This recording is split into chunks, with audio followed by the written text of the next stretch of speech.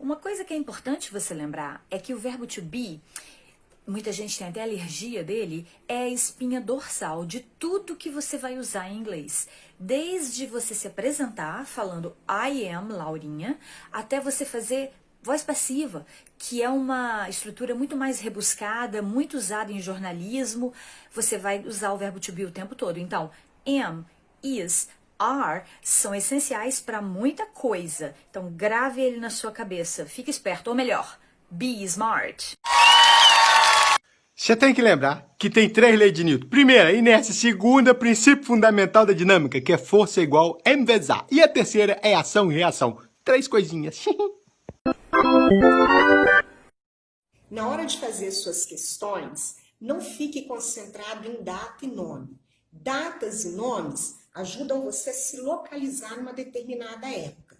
E questões e opções que apresentem termos como sempre, absolutamente, né? Vira as costas para ela, porque a história sempre te permite diferentes possibilidades.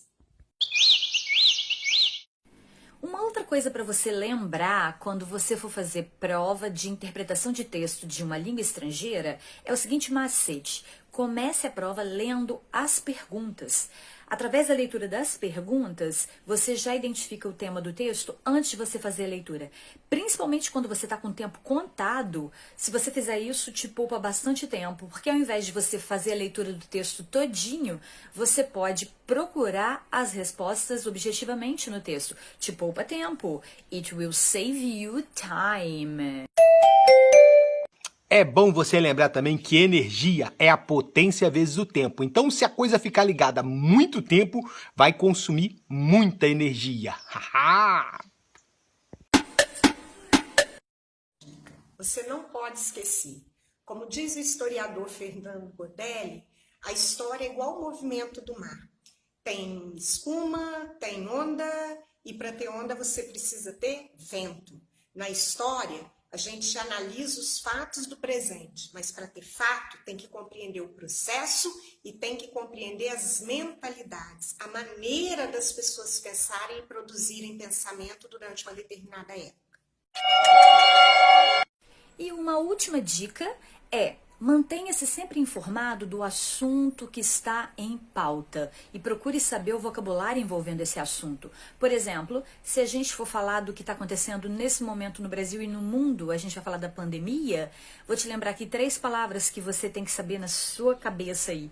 Primeiro, social distancing. Social distancing, que é o que a gente está fazendo, distanciamento social, social distancing. Segundo, hand sanitizer, que é o álcool gel que a gente passa na mão. Álcool gel, essa palavra não existe em inglês assim, porque álcool gel não é o nome de um produto, é o estado da substância. Em inglês vai ser hand sanitizer, hand sanitizer. E por último, COVID-19. O nome da doença, COVID-19, ela é uma abreviação em inglês: CO de corona, V de virus, D de disease e 19 do ano em que ela apareceu. COVID, Coronavirus Disease 19.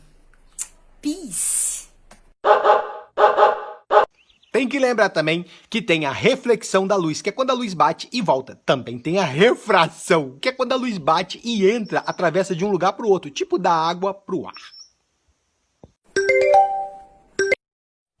Terceira dica: você não pode esquecer que a sua função quando vai estudar história não é ficar decorando nome e fato histórico. Concentre-se nos conceitos. Assim, se você quer compreender o que representou o período da história do Brasil durante a dominação do Império Português, concentre-se no conceito de colonialismo. Da mesma maneira que se você quiser compreender, né, o que representou viver num regime como o da ditadura civil-militar no Brasil, concentre-se em saber estabelecer as diferenças entre autoritarismo e totalitarismo.